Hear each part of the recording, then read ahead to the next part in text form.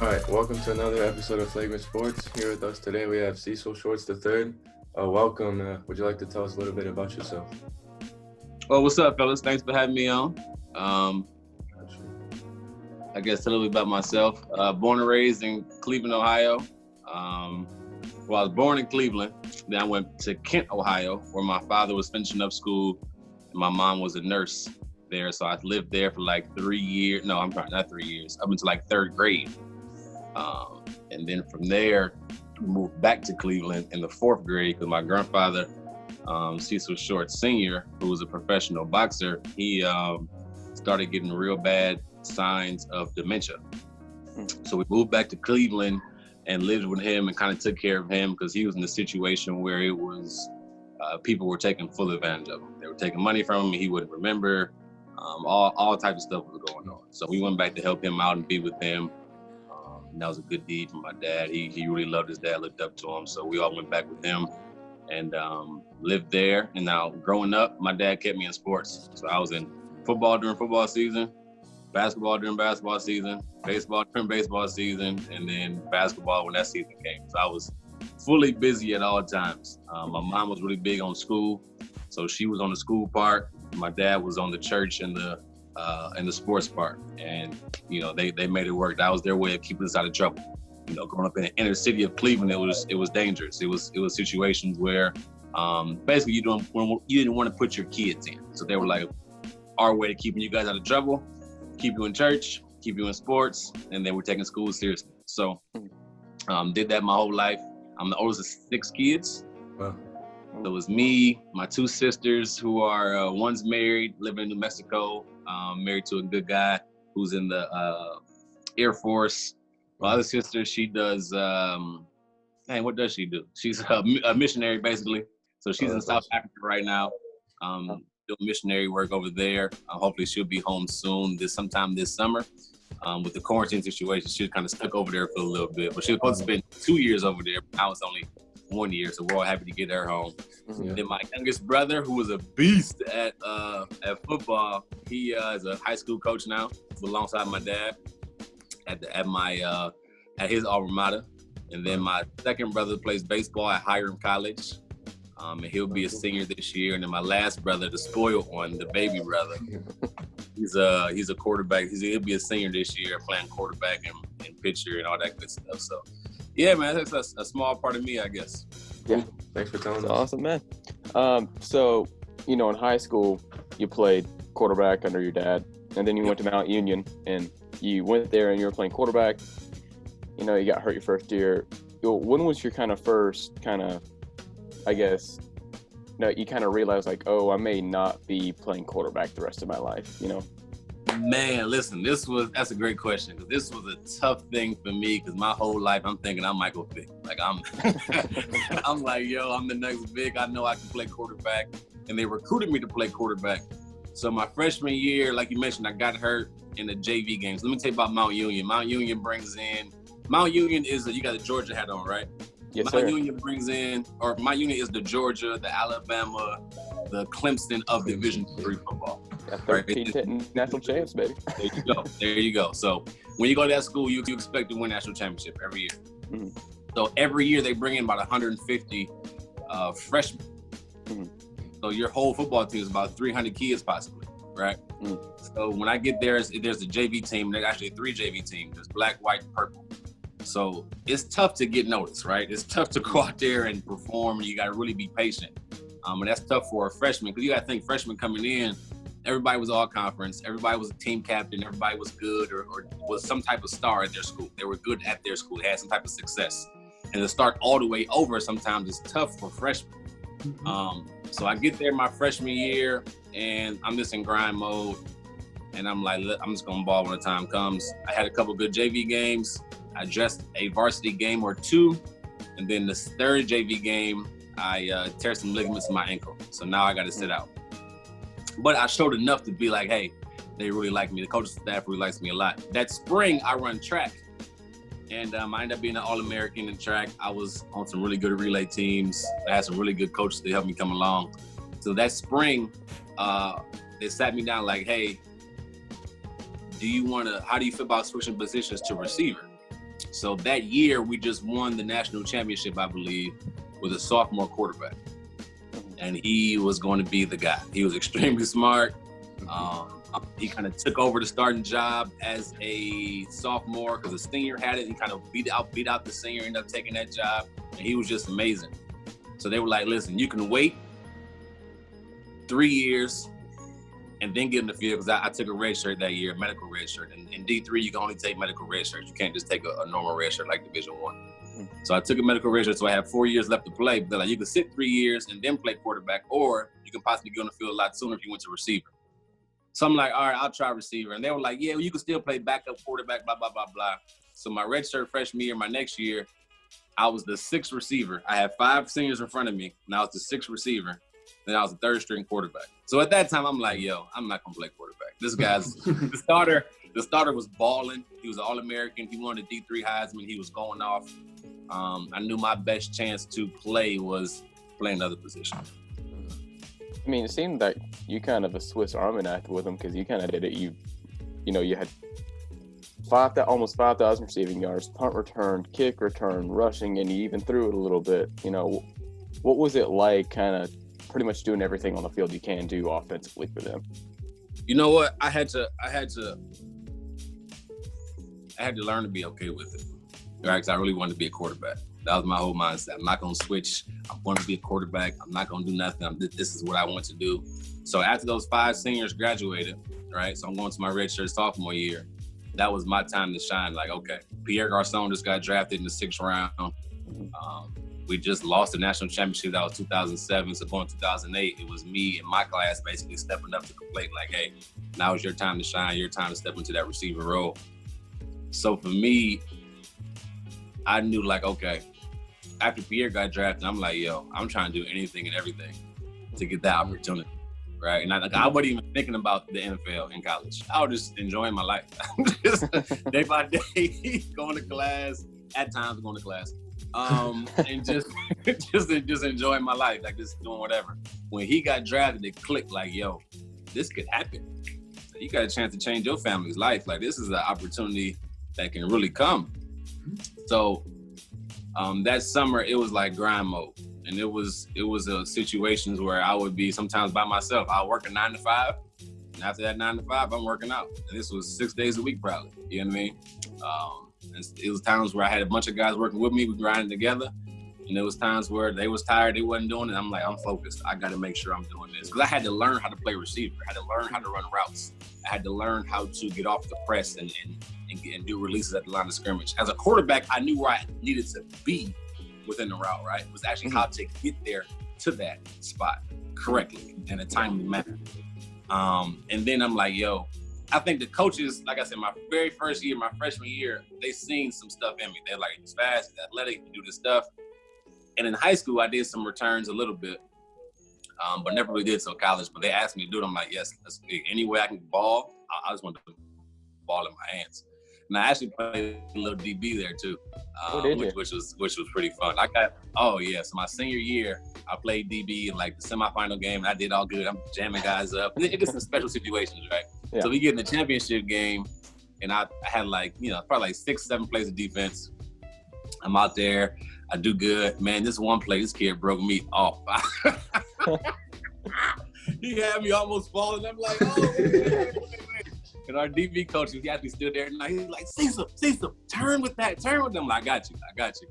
Woo, it was crazy. But it was a blessing, man, to be able to play kick return, punt return, wildcat quarterback. That's awesome. To be able to play defense. They trusted me. You know what I mean? And I feel like they believed in me. They believed in my talent. So it speaks a lot to those coaches, and I appreciate the opportunity, man. Did you say Pierre Garçon taught you a lot at wide receiver? Yeah.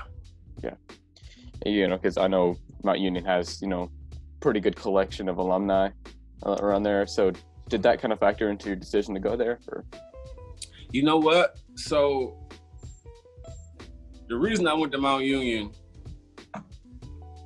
is because, well, number one, I'll put it this way. My senior year, I was getting looked at by 2 or 3 Division I schools. They were like MAC, mid-major type schools. It was University of Akron, Eastern Michigan, and Buffalo, like the big 3 that were looking at me, right? Mhm. And then Youngstown State, that they're like 1AA, like FCS, I think it is now.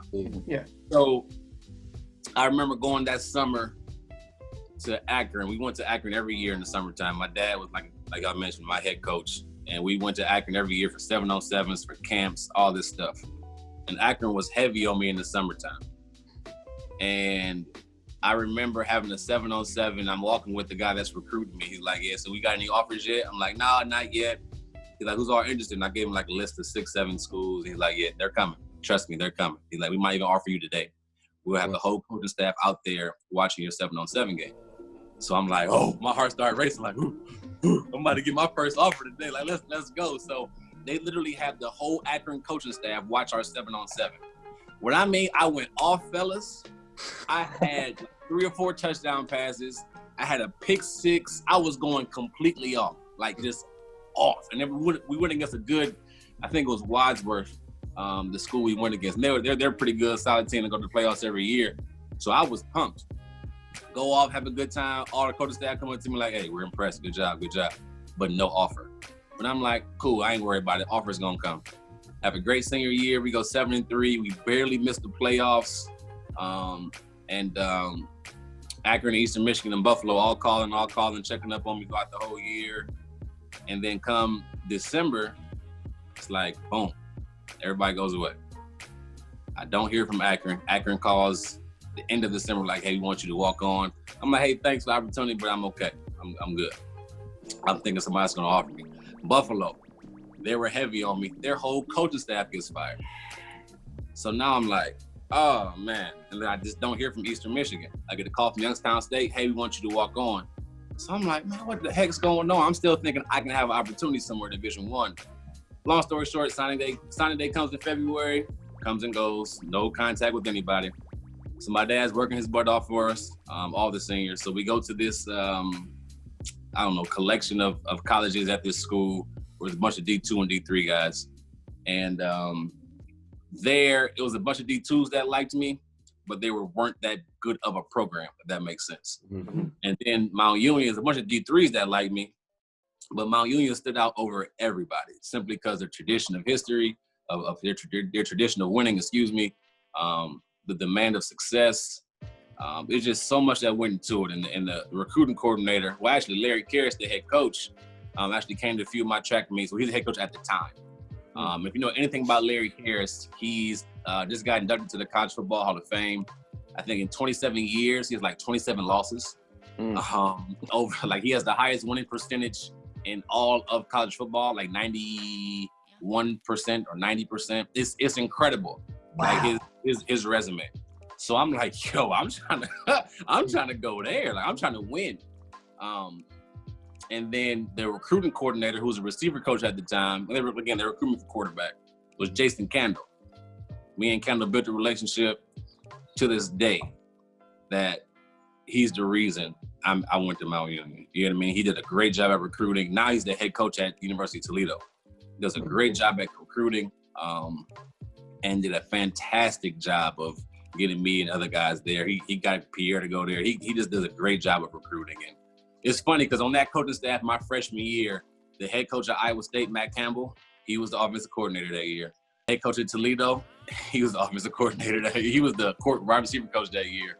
The offensive line coach at Iowa State now was the offensive line coach at Mount Union that year. It's tons of guys that Division I level. Alex Grinch, I think he's at University of Oklahoma or Ohio State. I can't remember which one. He was on Ohio State. There. It's so many guys from Mount Union and the coaching department that are at big time D1s now. They do a great job of recruiting. And that was why I went to Mount Union. It was nothing else. They did a great job of making me feel wanted. And it sold me. Mm-hmm. So, I'd say you had a pretty good time at Mount Union. Quick question. Did your dad have much to do with you being a part of the FCA at Mount Union? Yeah. So he was big on making sure I stayed strong in my faith. Mm-hmm. So he actually at Kent State, he ran what they call Crusaders for Christ, which is similar to FCA. Just a bunch of Christians getting together, getting your word, praying together, staying focused on God. And he was like, yo, it's FCA at your school, it's all this stuff at your school. Make sure you find a program that fits you so that you can stay focused, because, it's tons of things that goes on in college that can be distractions or whatever the case may be. So, yeah, he was a huge reason I was a part of FCA. And FCA was a good thing, man. It definitely kept us accountable. I'm thankful for those guys there. It was student ran. And it's funny because a lot of guys that were in that FCA, I still talk to and communicate today. We actually started a Bible study on Zoom, quarantine, all that type of stuff now. Everything's Zoom now. So we actually started a Bible study. A lot of those guys that were in that FCA group are in the Bible study now. And it's pretty cool to see. Yeah, and I noticed you have a Athletes in Action shirt on. That's a great organization as well. Yeah, so my sister, that's what she works for, Athletes in Action. So she was big. She was the chaplain for Ohio State's women's basketball, women's volleyball. So she was doing some big things with Athletes in Action. I believe this was a program that she went overseas with in South Africa. So yeah, she's a big part of that. Send me a free T-shirt. You can never turn down a free T-shirt. Oh, yeah. That's the golden rule. So, you keep going, you graduate, you do all your draft stuff, and you're sitting there on draft when, draft's going on, sitting there, and you get the call. Jags draft you 4th round. What's going through your mind as you pick up the phone and you see the Jags calling you? Well, let me tell you about that weekend, first off. Like, draft weekend is something that's like, it's so exciting, but it's so terrifying at the same time.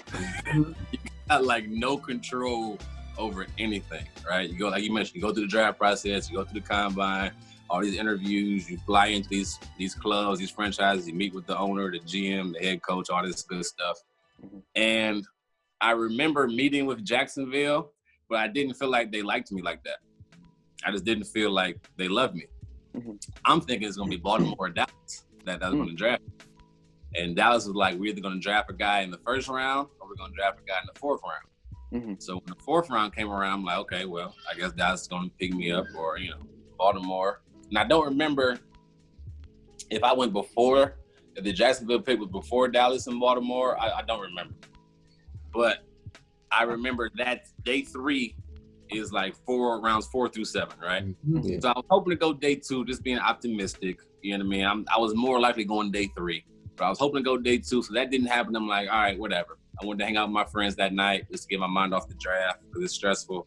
The next day I come there, so my dad had a huge party on Friday and Saturday day. So it's a huge party, everybody at the house, we hanging out. My agent calls me Saturday morning. So the draft starts at noon on Saturday, right?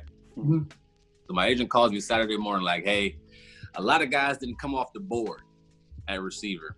So we might be at 6-7 undrafted range. Now we were thinking 4-5, right? We were thinking 4-5. We've heard everything from late 2nd to undrafted, but we were thinking probably in the 4-5 range. So when he said that, my heart dropped like, oh man, come on. Because you just want to go as high as possible, right? You want to, you want to just be there and get it done with, be over with. So my dad has this list of receivers. He ranked them off from Julio Jones, AJ Green, Randall Cobb, and as they get drafted, he scratched them off. Oh, hey, that's another one gone. That's another one gone. That's another one gone. Like we're in good shape. So all this stuff is going on. Now I'm like, oh my gosh, I gotta wait another 2-3 hours before my name is called. 10 minutes later. 10 minutes later, after the draft starts, I get a call and I'm like, who's this number? And I'm calling on the phone. My dad's sitting next to me. Like, hey, this is so-and-so from Jacksonville. Just stay on the line. And I'm like, okay. So I'm staying on the line and I'm like, what they, because teams will call just to check up on you, or teams will call to make sure this is the right thing. So I'm like, okay, what's up? And they're like, somebody come back on the phone like, hey, this is security or something, please just stay on the line. I'm like, okay, what the heck's going on? Like, well, I'm not just staying on the line.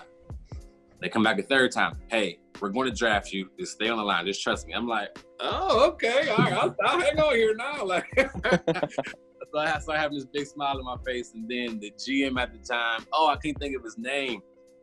He actually went to Heidelberg, a Division III school. So he was drafting the Division III guy. I thought that was pretty cool. Yeah. And then Jack Del Rio gets on the phone and talks to me. He was the head coach at the time. He talks to me like, hey, we love what you can do, blah, blah, blah.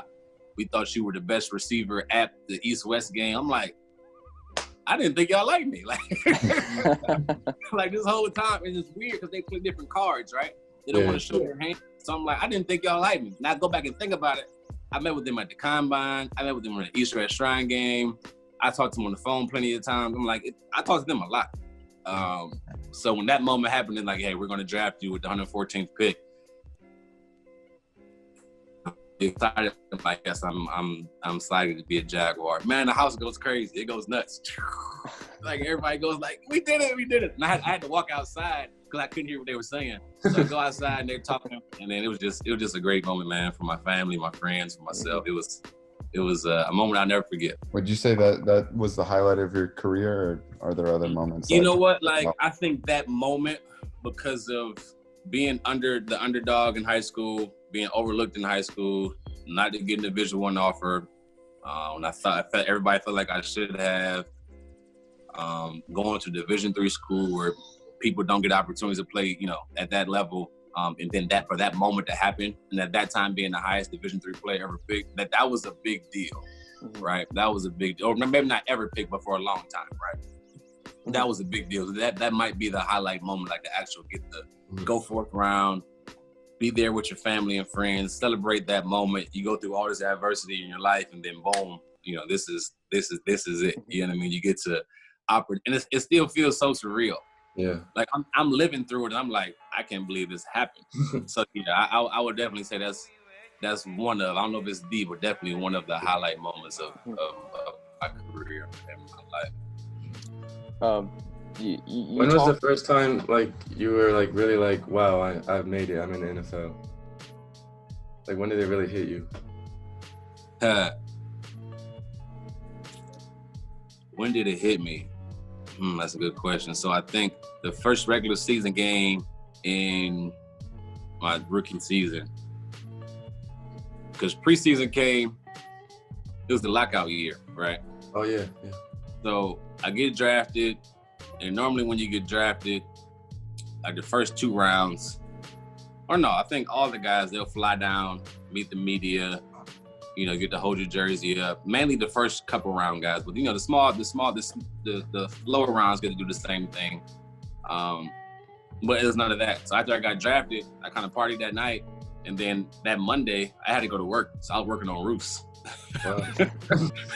So I'm working on roofs and working out until I was able to go down. So it didn't hit me right away at all.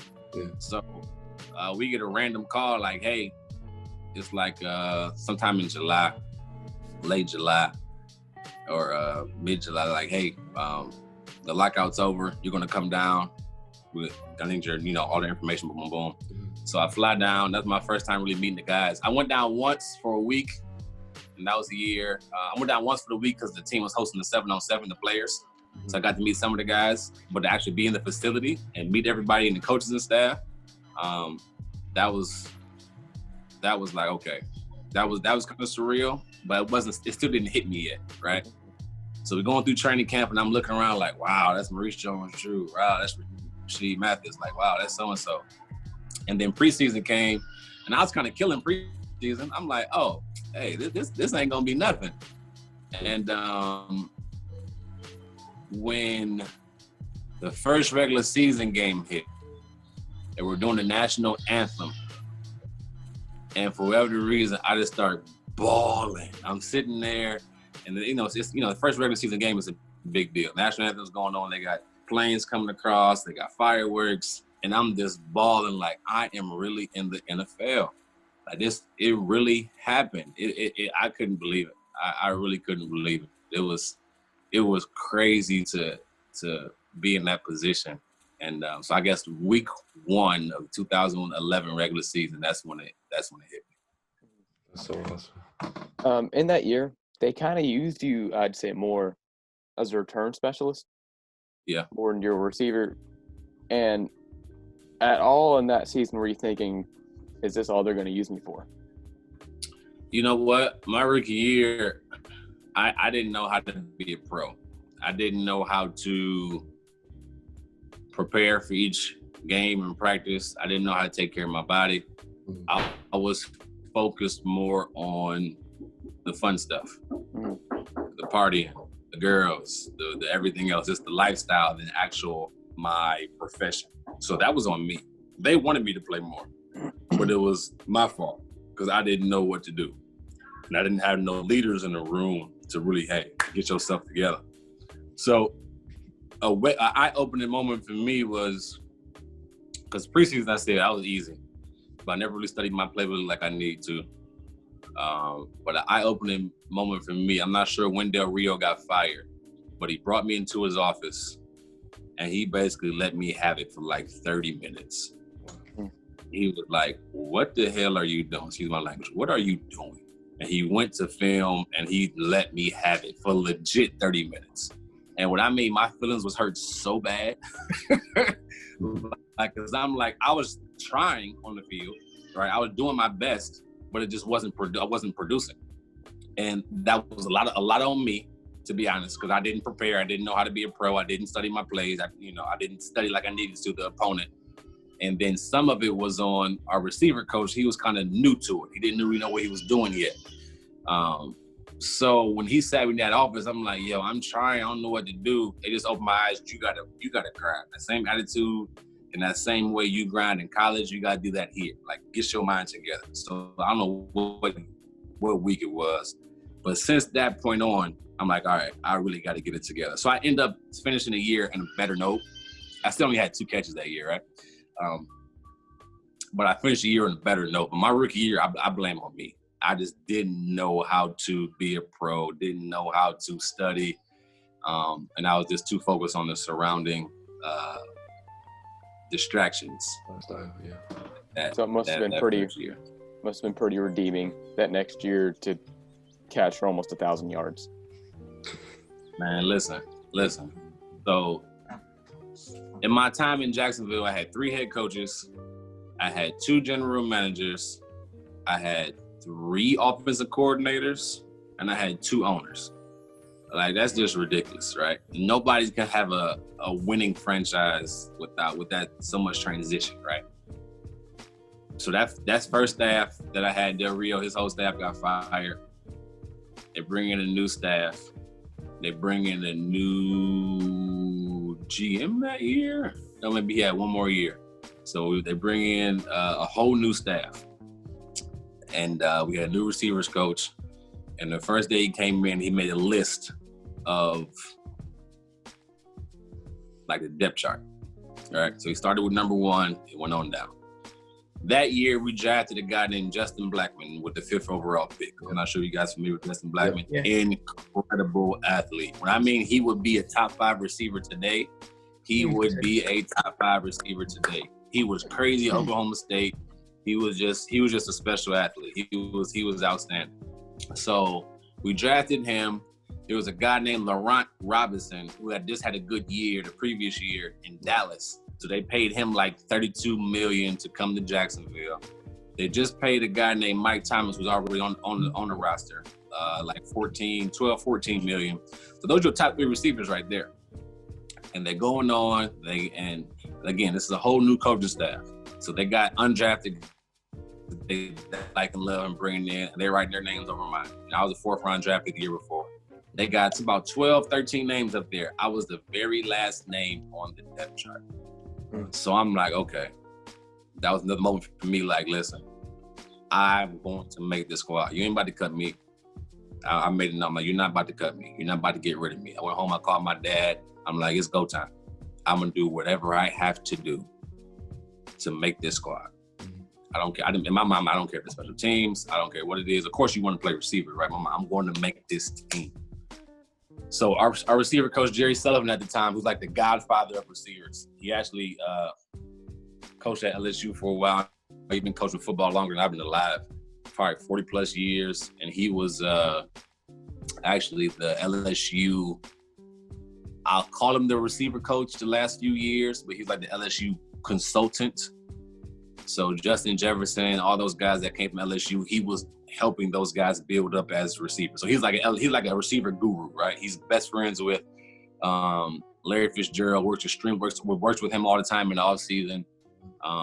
But he came to Jacksonville in 2012, and he was like, this is how we're going to do it. And he was a technician when it came to teaching how to run routes. That was his mindset. I'm going to teach y'all how to run proper routes. For me, I just bought all the way in. I listened, I asked questions, I studied, I watched film. Everything I didn't do my rookie year, it was the opposite my second year. So he started to like me. Like, hey, this kid out here, he's making plays. He's doing what I asked him to do. He's listening. And my goal was each day to make a play that stood out. It was on offense, it was on special teams, whatever. I need to stand out at least one time a day. If that's, getting a good release and making somebody miss or whatever the case may be, I got to stand out because I had to prove myself. So that OTA period, which is like now, I guess, the May, June-ish time of year, I had a good OTA period. He came up to me like, hey, you look good. I need you to go to Minnesota and train. And I'm like, why Minnesota? He's like, there's a guy named Larry Fitzgerald. I'm sure you're familiar with him. And he works there he works at the University of Minnesota, 5 days a week during this time. So I'm like, okay, cool. I would love to work for Fitzgerald. Absolutely. Like, hey, anything he does, I'm following. So I went there for like 3 weeks and I grinded with him. It was a group of guys. We were like, I don't know. Some days it was 10, some days it was 8, some days it was 20, right? A group of guys down there, and we were grinding, we were working together, and I learned so much from Fitzgerald. And the way he worked like he was trying to make the team. He worked like he didn't have $100 million in his bank account. He worked like he was broke. First one there, hardest working guy. First one at the workout, hardest working guy during the workout, and the last one to leave the workout. Every day. Took care of his body. Massages, acupuncture, the whole nine. Had special doctors come up, the whole nine. And I'm like, okay. I mean, the way he was eating, watching his diet, the whole nine. I took care of his body. So I'm watching like, okay, that's how a pro is supposed to do it. That's how you're supposed to do it. I go back for training camp, and I got a whole new mindset. I'm like, I got to make plays. I knew how to take care of my body. I knew how to study plays. It was just a different mindset I had, a different experience I had, right? So going to that training camp, I knew the odds were against me. I knew it. I'm like, they're only going to keep 5 or 6 guys. They got an idea who their 5 or 6 guys are already there. I already named the big 3, right? You got Justin Blackman, Laurent Robinson, who they just paid, Michael Thomas, who they just paid. So I'm like, I got to go out there and make some plays. So, long story short, Laurent Robinson ended up having some real bad concussion issues that year. So the first preseason game I started, ended up getting a touchdown that game. Played well in the other preseason games. Ended up making the roster at a number 5 or number 6 receiver. I continue to practice well. I continue to do well. I'm all excited. I'm like, yes, thank God I made the roster, right? Okay, let's move forward. First game of the year, like I said, I'm like number 5 or 6 receiver. I don't know, whatever you want to choose. First game of the year, I have a big 3rd down catch on first quarter. I'm like, oh, cool, yes, good start to the year. I'm like, yes. I run back to the sideline. I'm like, yeah, we good. I think later on I had another catch. So I'm like maybe 2 catches going to the 4th quarter. 2-minute offense goes on because we're losing. And then 2-minute offense, I'm on the field. So long story short, I don't know if it's 2nd, 3rd down, and we got all goals. Everybody run a go route. Blaine Gabbert throws this bomb to me. I end up catching it. Scores. We're up in the game with like 20 seconds left. Huge moment for me. First game of the year. I'm like, let's go. I got 3 catches in the first game. Last year I only had 2 catches the whole year. I'm like, oh, we got to a good start. Scored a touchdown. We ended up losing that game. I don't know how the heck we lost that game. We ended up losing that game. The next 2 weeks later, I get a little bit more playing time. 2 weeks later comes, and I catch the game-winning touchdown again, but this time we win. And injuries keep happening to certain guys on the team, so I'm kind of moving up a little bit slowly and surely.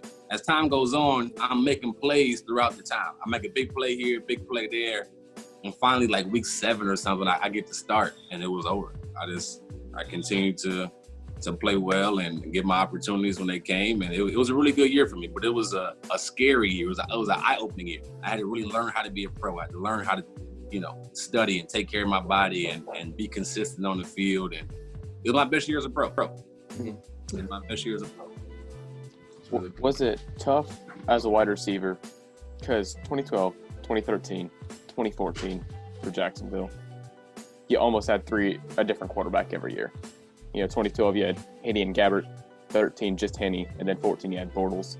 So was it tough as a wide receiver to kind of have to adjust almost every year to a different quarterback?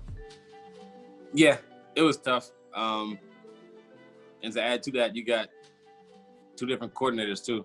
You know what I mean? So in 2012, we had Mike Malarkey and Bart calling plays. 2013, in 2014, it was somebody totally different. I think it was I can't think of his name. Jed Fish. So Jed Fish was calling plays 2013, 2014. So it's just different.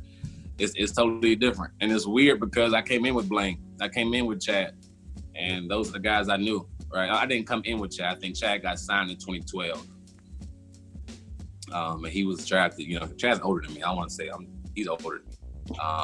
But we came in and I knew those guys better than I knew the other quarterbacks. But the switch in and out is tough because you're working with the ones and it might be Blaine. And you got a little time with Blaine. Now they bench Blaine, but Blaine gets hurt. Now you got Chad, so you got to build chemistry with Chad. And they take Chad out, then Blaine's back in. You got to build. I'm like, golly, like it's just it's tough. It's tough. And it's tough on the quarterbacks, probably more than tough on the receivers. You know what I mean? And then Blake Bortles comes. It's like, now you got to adjust to Blake, and Blake was a rookie, and it was a lot going on. So it's definitely tough for a receiver, tough to get chemistry, tough to be successful in that situation. It's hard. Mm-hmm. But what's your proudest memory from those years in Jacksonville? It's a good question. You know what? It was probably 2013. We were playing the Cleveland Browns. Mm-hmm. And I'm from Cleveland, like I talked about earlier. Mm-hmm. And I ended up catching the game-winning touchdown against the Cleveland Browns. It was like 40 seconds left, and we got a slant and go called. So I run a slant. I'm running a route, and I fake a slant. Joe Hayden bites like a mug. Like he knew how aggressive he was. So we knew, like, hey, if we run this, we call it Seattle O. If we run Seattle O, I'm like, he's going to bite. He's going to bite. And before that, I had like 2 drops in the game. I was so pumped for that game. I was so excited, but I just didn't play well up to the standard I wanted to. And it was a rough game for me. I ended up having like close to 70 yards that game, but it's like I should have had like 150 because I dropped 2 passes. One of them I was wide open on. I tried to run before I caught it. Oh, yeah. So it was a frustrating day. My uncle comes down the stadium, catch the dang on ball. What are you doing? No. Like he went off on me. I'm like, I got you. So the last drive, I caught like 3 passes. And the last pass being the game-winning touchdown with like 40-something seconds left. And breaking Joe Hayden down, faking that slant. He bit hard and just taking off running. I think it was Chad Henne, dropped a dime in the end zone. And we catch it, we end up winning that game. That probably was the best moment to have a game-winning touchdown in your hometown against your favorite team growing up. That was a big deal. Quick story though. So that year, Josh Gordon was on the Browns. Mm. And Josh Gordon, like, I don't know if you ever seen him. I'm pretty sure you've seen him on Instagram.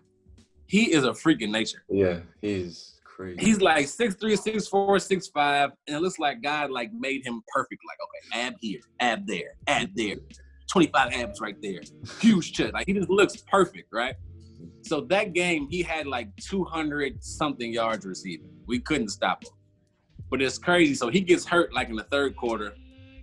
He goes out, and then when he comes back, I've never seen anybody get like a standing ovation in the NFL when somebody comes back into the game. Mm-hmm. When I mean the whole crowd came like, oh, let's go, Josh is back. It was like Jesus walked on the field. It was crazy how much love he got. And then like 2 plays later, he catches like a 12-yard curl and then takes it 80 yards for a touchdown.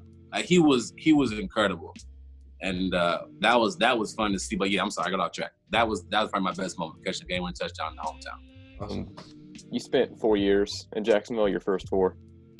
As a whole, just what are your thoughts on your time there? I loved it, man. I loved the city there. It was an opportunity. I mean, think about it. You spend 4 years in high school. You spend 4 years in college. Like you grow to love the school. You love this town that you're in. So I loved everything about Jacksonville. My family loved it there. It was kind of a place where like retired people lived, but it was peaceful. You know what I mean? The area I lived in was peaceful. So I love the organization, man. And it's like, a lot of those guys I played with for a long time. We played together for 4 years, 3-4 years. And of course there was transition guys who were in and out, but those are my brothers, man. I keep in contact with those guys. I wish we could have won more games, but like I mentioned, it's hard to win when there's so much transition. You know what I mean? We have 2 different owners and 3 different head coaches and 3 different coordinators. It's just hard to win. So I was very fortunate. I'm always thankful for Jacksonville because they gave me opportunity. Mm-hmm. It was a small Division III kid. I was there 4 years. I'm like, man, I always got love for Jacksonville. So my time there was awesome. Yeah. So what led to your decision to go to Houston in free agency? Well, I was trying to sign a deal. So going into 2014, we were in contract negotiations with Jacksonville. Yeah. And they were on board. We were on board. Just about getting the right number down. So going into that year, I think 2013, I ended the year with like 777 yards. Mm-hmm. But I didn't finish. I didn't play that till the last 2 or 3 games because I had like growing surgery, right? So going to 2014, I'm like, I'm ready to go. This is the year I'm about to get paid. I'm like, let's go out there and ball. And we were in contract negotiations over the summer and through OTAs. But for whatever the reason, I kept having nagging injuries. So in veteran minicamp, I pulled my calf. First day of training camp, I pulled my hammy. Then I come back, I pull another hammy. It's just over and over and over again. I kept having nagging soft tissue injuries, and I couldn't figure out what was going on. The strength staff was trying to help me. That's the one thing about Jacksonville. I love the strength staff there. I love the athletic trainers there. They did everything they could for me. We just couldn't figure it out. So we came close to getting the deal done, and then they backed out midway through the year because like, hey, he's having too many injuries. We don't know if we want to sign him back. But also that year, they drafted Allen Robinson in the 2nd round. They drafted Marquise Lee in the 2nd round. And then Allen Hurns was playing well with the undrafted free agent. And they were like, I don't know if we want to pay a guy who keeps getting hurt or roll with these young guys that, we spent draft picks on. And Allen Hurns, who ended up getting paid from Jacksonville, he was playing well too. Yeah. So at the end of the year, they brought me down, which I loved, right? They sat me down because I was really big in the community there. I try to be everywhere I play. I try to just make an impact in the communities. And I wouldn't say I was a fan favorite, but people knew who I was. Yeah, that's good. So in the organization, I had a good relationship. Good relationship with the GM. I love Gus Bradley, who was my head coach at the time. I love everybody in there. Like I was there for 4 years. That's a long time, right? So at the end of the year, they sat me down and they say, Cecil, we're not going to bring you back. I just want to tell you face to face, we loved you. We appreciate you. But as far as signing an extension, that's not going to happen.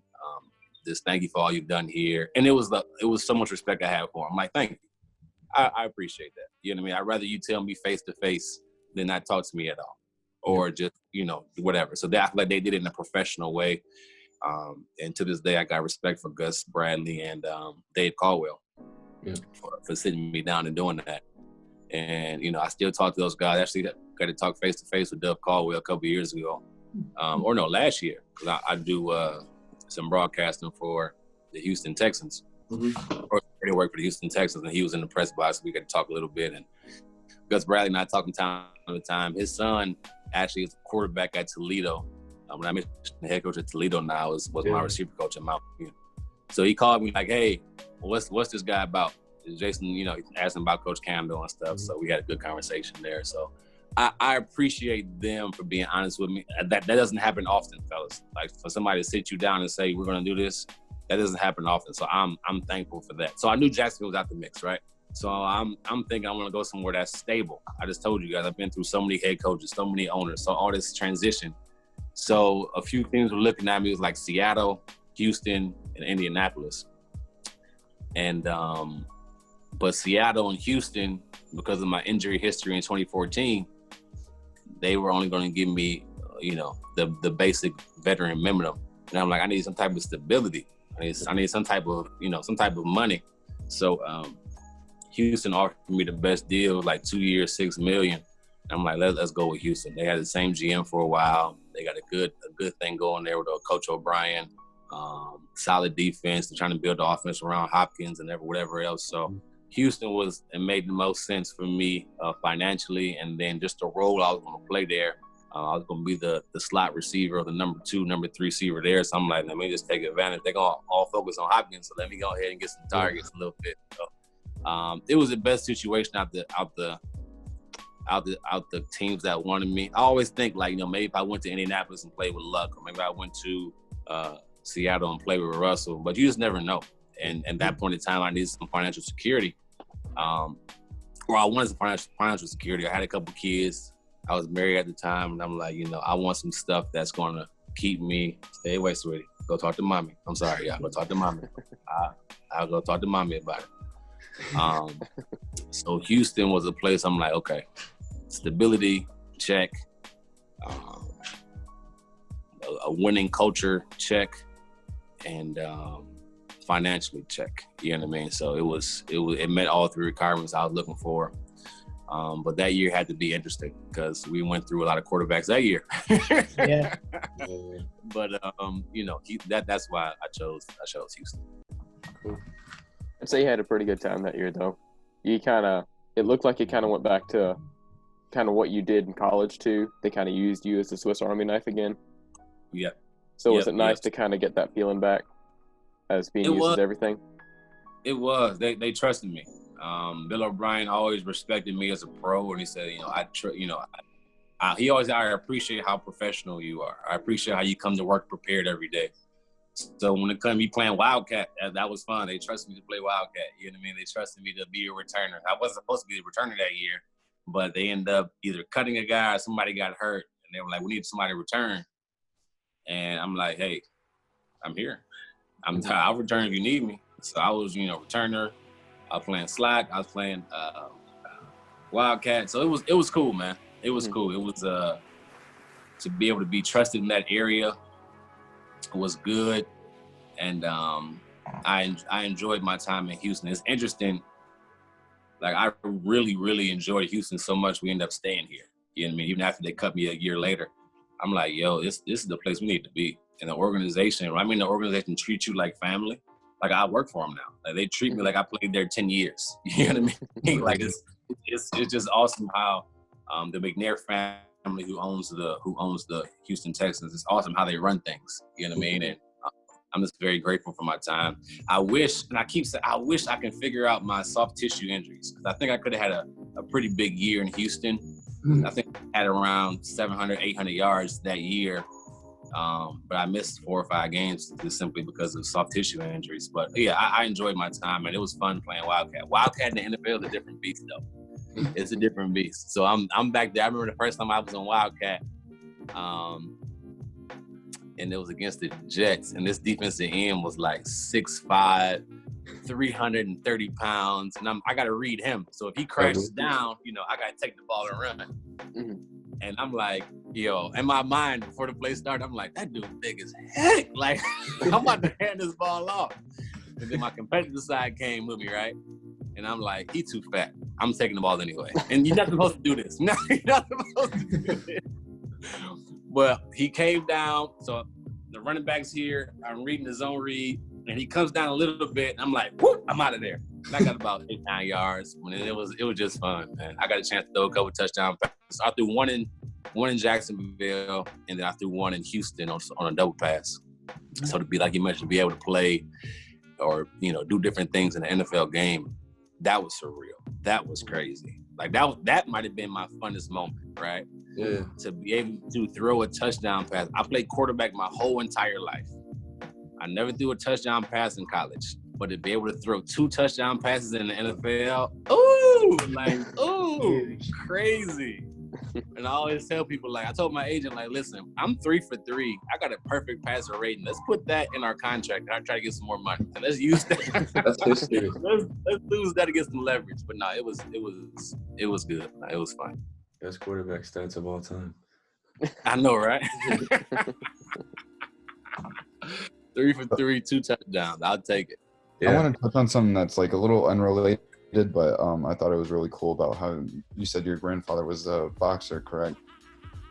Yeah. And I saw that he was the main card, and listed right beneath him in the same night was a young Cassius Clay. Clay, man. Yeah. So let me tell you a quick story. I'm sorry if I'm rambling, all right? I just like to talk. It's all good. Actually, I don't like to talk, but I enjoy. So I'm training in Minnesota with Fitzgerald. I did that for like 2 or 3 years. I did that every year. Since my second year, right? I did it every year. Go to the summertime, I spend time with him. So there's a guy we call Uncle Lou, right? Older gentleman, Italian guy, loves to take pictures. He's a huge fanatic. And I guarantee you all have seen him, but you don't know who he is, right? He's always on the field with his vest on at college and NFL games taking pictures. Whoever your favorite player is, they know Uncle Lou. That's cool. So say you love Todd Gurley. Todd Gurley knows Uncle Lou. Like whoever you love, they know Uncle Lou. So he collects jerseys, right? He collects jerseys, he collects memorabilia. He loves game-worn stuff. So like he'll give you like, hey, I'll give you $5,000 if you give me that game-worn jersey. Or I'll give you, hey, just give me that game-worn. So I used to just give him stuff. Like I played in London twice, and he asked for that jersey, and he came to London for the game. He's on the field taking pictures. I'm like, how the heck is Uncle Lou on every field taking pictures? Like, anyways. But it was certain patches on the jersey he wanted, and he wants like dirt stains and stuff in the jersey. So after the game, I'd take it off and just hand it to him. Anyways, so he always does like I said, he knows all the top players, but he always would do favors for us. As far as just giving us tons of pictures, tons of memorabilia, tons of stuff he finds. So he happened to find that poster you're talking about. My grandfather is the main event over Cassius Clay. Now that was a young Cassius Clay, of course, right? We all know Cassius turned to Muhammad Ali, who was, arguably the best boxer ever. But that was a young Cassius Clay, and he found it. And I'm like, yo, this is the coolest thing ever. Like, I can't believe this. My dad, he gave it to me, and my dad got it framed at the house. And this is something that's so special and near and dear to our hearts, man. So yeah, that was a cool thing that he found, and it's a cool thing that we can have. Because he passed away a few years ago, so it was a cool thing that we can have, in memory of him. Mm-hmm. That's so awesome. Yeah. I guarantee y'all seen Uncle Lou before. Coolest guy ever. Can't wait to meet him. Take care of us. Like he's awesome, man. I'm telling you, his memorabilia collection, unreal. Like he has a whole basement room full of any jersey. Playoff jerseys from. Just incredible type stuff. Man. It's pretty neat. We need to get in touch with this man. I don't know how you're gonna do it. He always moving and grooving. 4 years, I might be able to. All right. Does anyone have any final questions before we kind of wrap this up? Okay, so you kind of went to the Bucks. You played a couple games, but then you caught that mid-route pass, and you got hit really bad. Tore everything in your knee. Yeah. You were on the ground for a bit. They had to get you up on the little cart. But then it really kind of struck me to see, and it said a lot about you and your character, to see everybody on the Buccaneers come around and surround you. What was that like for you? It was I felt loved. You know what I mean? I was to give you a backstory, I was with the Texans, going to my second year with the Texans. And they drafted Will Fuller and Braxton Miller. So I knew, like, all right, I'm probably not gonna get as much playing time as before, but I was pretty certain I was gonna make the team. They asked me to take a pay cut that year. The GM actually told me I was gonna make the team in June or July when they asked me to take a pay cut. So I was pretty confident. I had my best preseason, my best training camp of that moment.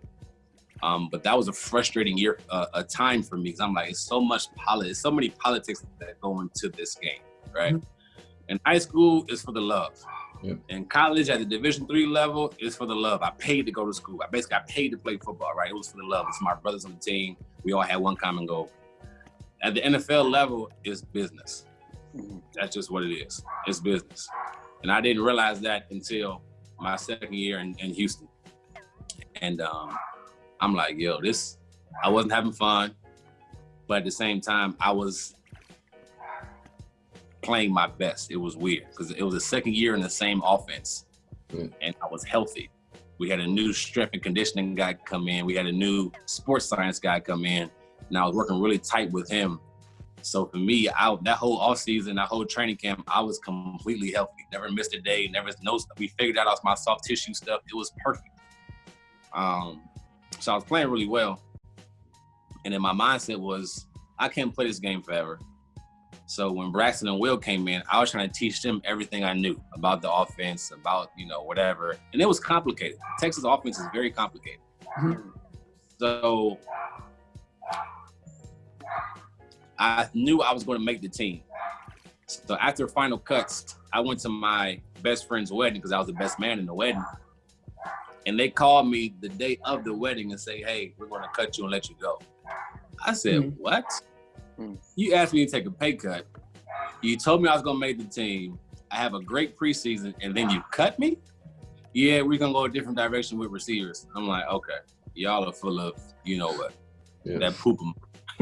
I'm like, y'all just full of.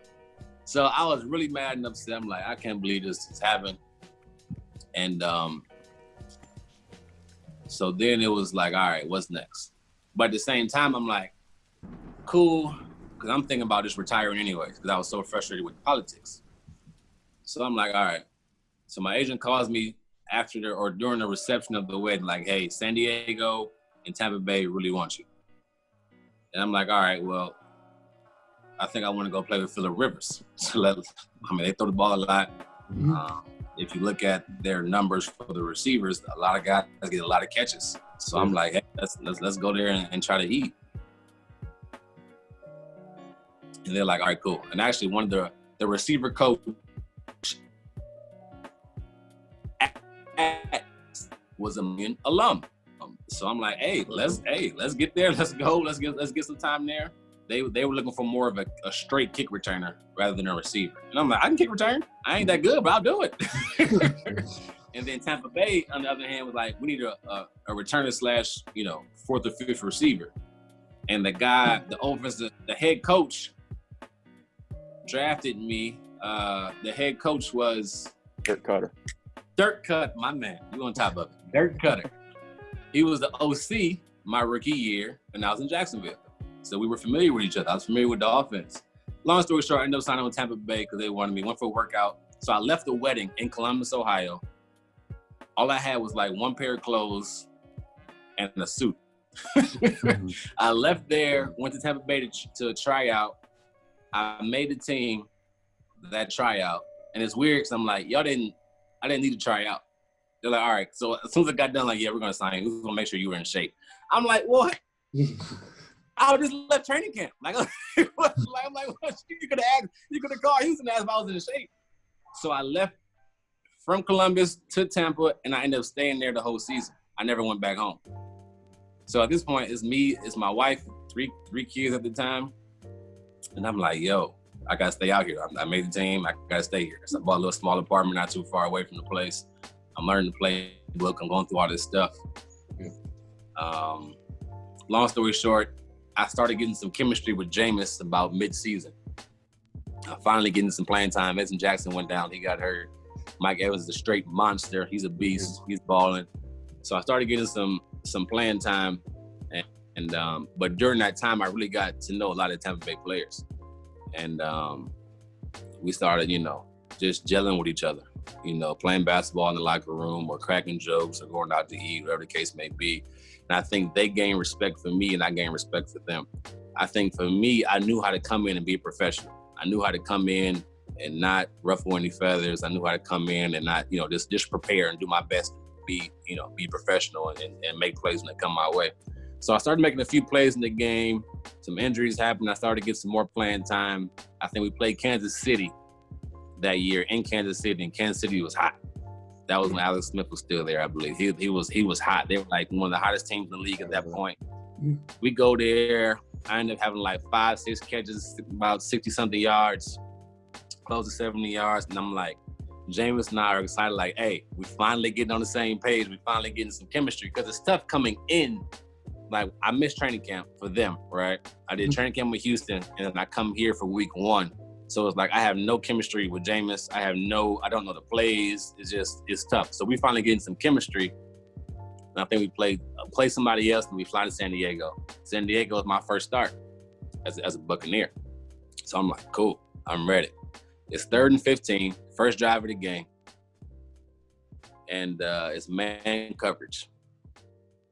So you know man coverage is, guys, man on man. It's one high safety in the middle of the field. So he's shading me outside. He's head up on me, but he's shading me outside. I jab outside. I get vertical. I get to my depth. At the top, I give him a little shake, and I push off a little bit.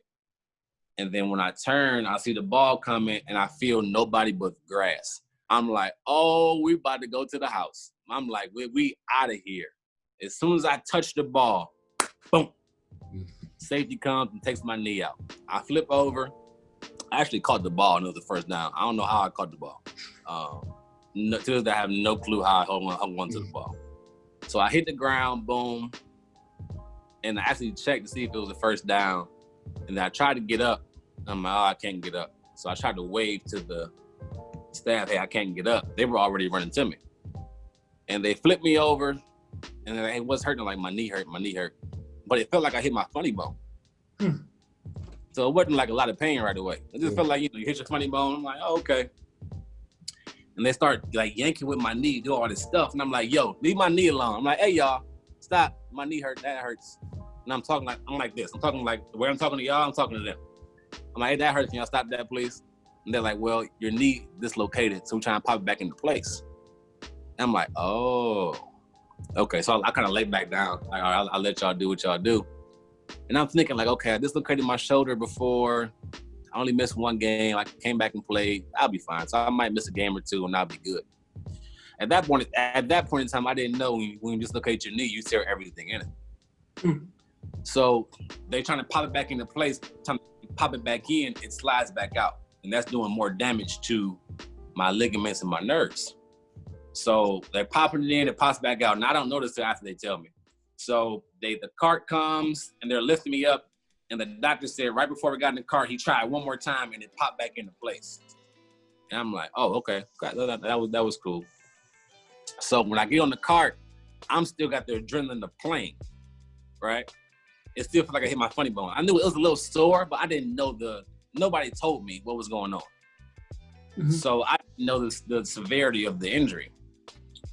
And then to look around and see San Diego players come over, to see Tampa Bay players come over, it made me, especially the Tampa guys, like my time there didn't go unnoticed. My time there meant something to them, right? My time there, the short time I was there, we did build a relationship with the guys. They trusted me, I trusted them. They had respect for me like I had respect for them. So it was a big deal for me to see all those guys there, to see both teams come to me. Like, it was a big moment for me, especially looking back now and understanding, like, I was an inch or I think 2 centimeters away from getting my leg amputated. Wow. And not knowing that until a couple of years ago. My wife didn't tell me. Nobody wanted to tell me to keep me sane during that process. Right. And I'm always an optimistic person, right? So they take me to the x-ray room. I'm getting x-rays. And one of my best friends at the game. And he was there with, you guys know Mark Jackson, the basketball announcer? Yeah. So my best friend is Chaz Jackson. And he is good friends with Martin Jackson's son, and they call him Blue. So we there. So they come in the back, and I'm just talking trash to him. I'm like, "Oh, what's up, Blue? I beat you in 2K. We talking all this trash and stuff, not knowing the severity of the injury." So I'm going through all these tests and stuff, and they got all these drugs in me, and I'm high as a kite. I never been high before. At that point, I'm high as a kite. I'm just having a good time, and they didn't want me to fly back to Tampa because of the air, something with the air or whatever. They want me to fly. So I was stuck in California for a month. Wow. I got hurt December 4th, 2016. And from San Diego, I was there for a week doing all these tests in the same clothes I was in. They drove me to LA. That's where my agent stayed. And I basically lived with my agent about 3 weeks up until almost Christmas. So December 4th to almost Christmas, I lived with him and his wife. I just literally sat in their couch. So I had 2 surgeries, MCL, PCL. They had to stage my surgeries, MCL, PCL. They had to stage them. And I had to keep my legs straight for like a month and a half. Couldn't bend it, couldn't do nothing. Took showers like once or twice a week because it was so hard to take a shower. I had to put a bag over myself. And it was just so much pain that came with that. That the drugs they gave me made me feel sick, so I didn't want to take it, but I had to take it to be able to manage the pain. Mm-hmm. So just looking back at everything and seeing those guys come out, it meant a whole lot to me. You know what I mean? It meant a whole lot to me that those guys would come out and support me. I still talk to James to this day. The coaches were calling me, the players were calling me. I never forget, we were in a team meeting. They were in a team meeting and all the receivers called me in the meeting. They were saying what's up. We were clowning and stuff. So man, it was a blessing to be a part of that organization, man. I'm very thankful for how they treated me before and after the end. Yeah, thanks for sharing. Well, you got a great story, man.